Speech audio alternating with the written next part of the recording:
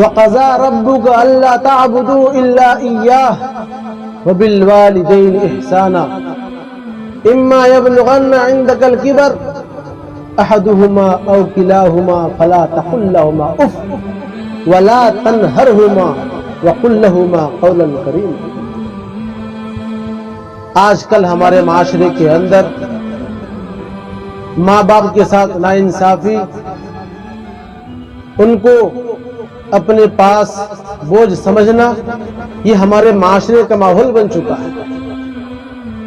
اللہ رب العزت نے قرآن پاک کے اندر ماں باپ کا فضائل بہت زیادہ بڑے بتائے۔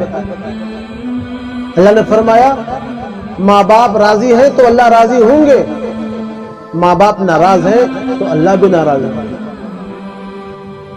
وہ ماں باپ جو ہمیں ماں کے پیٹ سے لے کر اب تک محنت کر کے ہر طرح کی ہماری خدمت کر کے یہاں تک پہنچائے ہیں، اور آج کل کے نوجوان شادی کرنے کے بعد اپنی بیوی کی محبت میں آ کر اپنے ماں باپ کو گھر میں رکھنا بوجھ سمجھ لیتے ہیں، ان کو کھانا بنا کر دینا بوجھ سمجھ لیتے ہیں، ان کو گھر میں رکھنا بوجھ سمجھ لیتے ہیں، یہاں تک کہ ان کو ایک چھوٹا روم دے کر اپنے گھر سے باہر نکال کے رکھتے ہیں، صرف یہ اپنی بیوی کی باتوں میں آ کر۔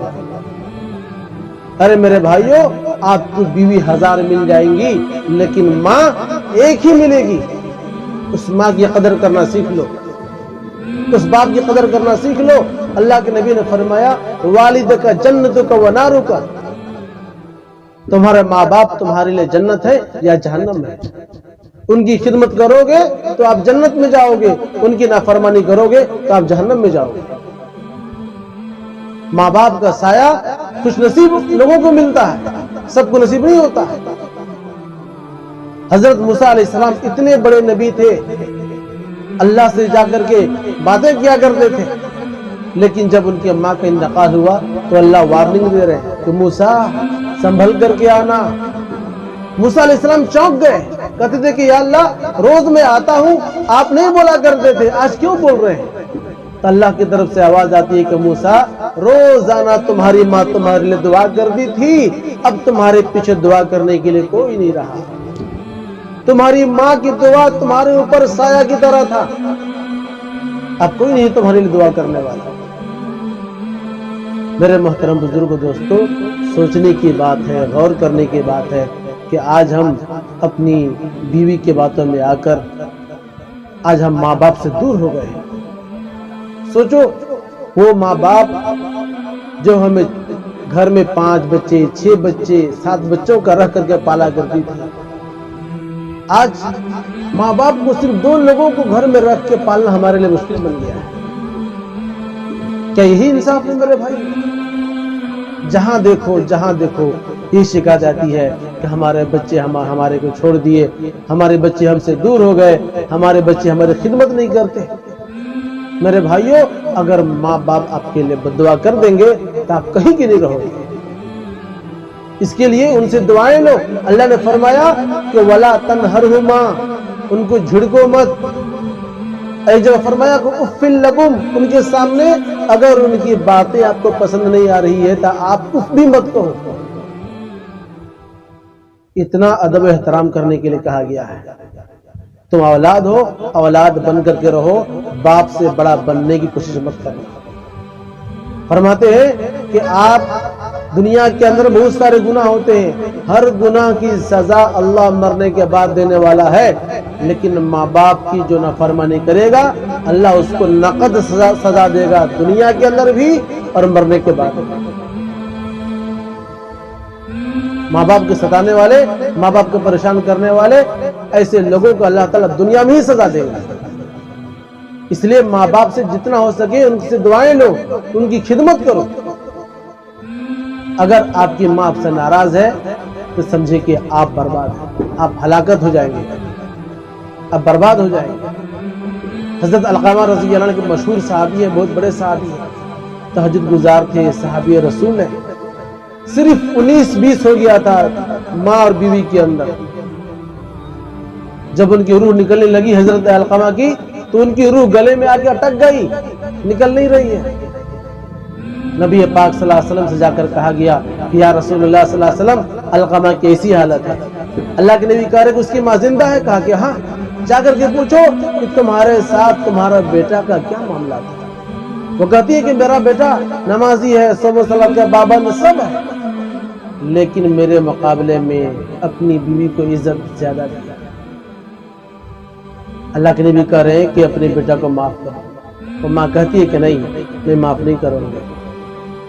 اللہ کے نبی نے حضرت بلال کو حکم دیا کہ بلال لکڑیاں جمع کرو اور اس لکڑی کے اندر, اس آگ کے اندر علقمہ کو ڈال دو, کیونکہ علقمہ کا روح نہیں نکلی. جب ان کی ماں سنتی ہے تو چیخ جاتی ہے اور کہتی ہے کہ میرے بیٹا کو آگ میں ڈالا جائے گا. کہا کہ ہاں, اگر آپ معاف نہیں کریں گے تو آگ میں ڈالا جائے گا. وہ کہتی کہ یا رسول اللہ صلی اللہ علیہ وسلم آپ گواہ رہے, میں اپنے بچہ کو, میں اپنے بیٹا کو معاف کرتی ہوں. یہ بولتے ہی حضرت علقمہ کی زبان پر کلمہ طیبہ جاری ہو جاتا ہے اور ان کا روح نکل جاتا ہے. میرے محترم بزرگوں, دوستو, اس قسم کے بہت سارے واقعات ہیں. آج معاشرات کے اندر دیکھ لو کیا حال ہے میرے بھائی. ماں باپ دونوں کو الگ روم میں ڈال دیے ہیں, یا ماں باپ میں سے کوئی ایک ہے تو ان کو بھی گھر میں رکھنا بوجھ سمجھ رہے ہیں. کیا ہے یہ؟ کیا یہی بدلا ہے؟ کیا اسی دن کو دیکھنے کے لیے آپ کے ماں آپ کے لیے اتنی محنتیں کری, اتنے مجاہدے, اتنی مشقتیں اٹھائی, یہی دن بتانا تھا اپنی ماں کو؟ خدا را توبہ کیجئے, اپنے ماں سے, اپنے باپ سے معافی مانگیے اور ان سے عزت کے ساتھ رہیے, ادب و احترام کیجئے. وہ آپ کے باپ ہیں, باپ تھے اور ہمیشہ باپ ہی رہیں گے. ان کے سامنے بڑا بننے کی کوشش ہرگز مت کرنا. اگر آپ کے ماں باپ آپ سے ناراض ہیں تو آپ کسی بھی کام کے اندر آپ سکسیس نہیں ہوں گے. اگر آپ کے پیچھے آپ کے ماں باپ کی بد دعا لگیں گے کہیں کامیاب نہیں ہوں گے. اس لیے میرے بھائیوں, اپنے ماں باپ سے ان کو راضی کر کے ان سے دعائیں لینا سیکھو. اللہ کے نبی فرماتے ہیں کہ ماں کی دعا کے اندر وہ طاقت ہے, جو 70 نبی دعا کرے وہ الگ اور ماں اکیلا دعا کرے الگ. تو فرماتے ہیں کہ ماں کا دعا کا مقام بڑھ جائے گا 70 نبی کے مقابلے. یہ ماں کے فضائل ہے, یہ ماں کی فضیلت ہے. اس کے لیے جو ہے, جو لوگ ایسے کام کرتے ہیں, ماں باپ کو ستانے کا, پریشان کرنے کا, ان کی دوا دارو کے اہتمام نہیں کرتے تو بہت غلط کرتے ہیں. ان کو عزت کرنا چاہیے, ان سے دعائیں لینا چاہیے. یہ میں اسی لیے میں ویڈیو بنا کر کے آپ کو بھیج رہا ہوں. میرا اس ویڈیو کو ہر اس آدمی تک پہنچا دو جو ماں باپ کو پریشان کرتے ہیں, جو ماں باپ کو ستاتے ہیں. باتیں بہت ساری ہیں لیکن میں مختصر انداز میں یہ باتیں بتایا ہوں. انشاءاللہ کچھ باتیں اور اگلی ویڈیو میں ہم بتائیں گے. السلام علیکم ورحمۃ اللہ وبرکاتہ. میرا اس ویڈیو کو لائک کریں, شیئر کریں اور سبسکرائب کریں. جتنا ہو سکے اتنا آگے بڑھائیں. آپ کا قیمتی وقت دینے کے لیے بہت بہت شکریہ. اللہ حافظ.